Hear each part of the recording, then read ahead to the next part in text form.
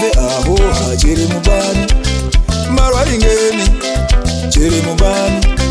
marwaringeni nde chiri mubani chiri marwaringeni marwaringeni nde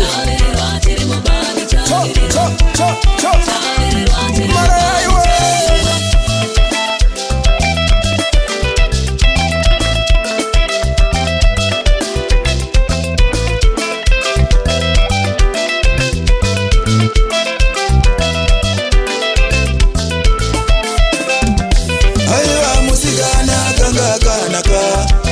asijairakera kamupachambwa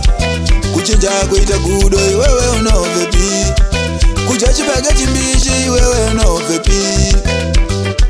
naiwe marwaringeni murume anozviziva here uwere baba wega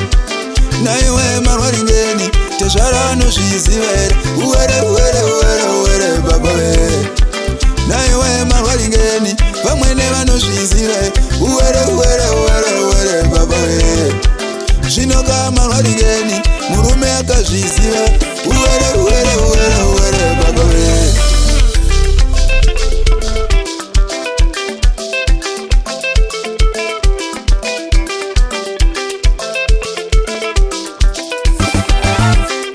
munyavhiyaliwe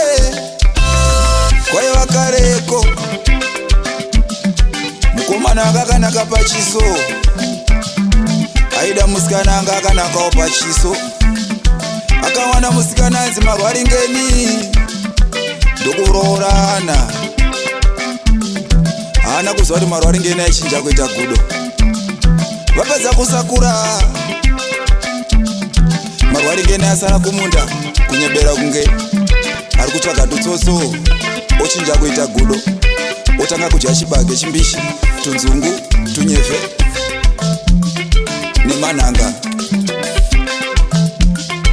vatezvara vakazowandira kuti vaone kuti musikana yavo achiramba sadza kumba wabva kumunda anenge ambonyanyodyei vakaona shavire musikana rasvika atochinja kuita gudo ari kumunda kuye achidya chibage zungu nyimo nyemba nyevhe zvese zvaiva mumunda ndokunoshadza murume wakasvika nziyaone zvinoita mukadzi wako anochinja kuita gudo murume haana kuwirirana nazvo achiuya akaona zvechokwadi musikana aitova gudo ari kutodya chibage achingoimba karwiyo kake ikako ndini marwaringeni ona chiri mubani ndini marwaringeni ona chiri mubani ona pane chibage here hachiri mubani ona pane tunzungu hachiri mubani pane tunyevhe hachiri mubani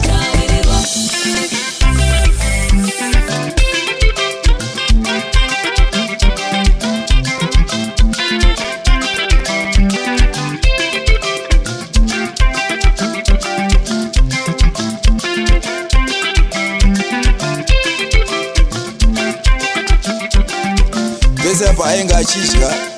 zvirimwa mumunda murume wacho akagumbuka zvikuru achiona izvi ndokubva aregedzera museve pane marwaringeni akabva afirapo kwaiva kare ipapo pasi pasati parohwa nemusombodiya pasati parohwa neandroid sika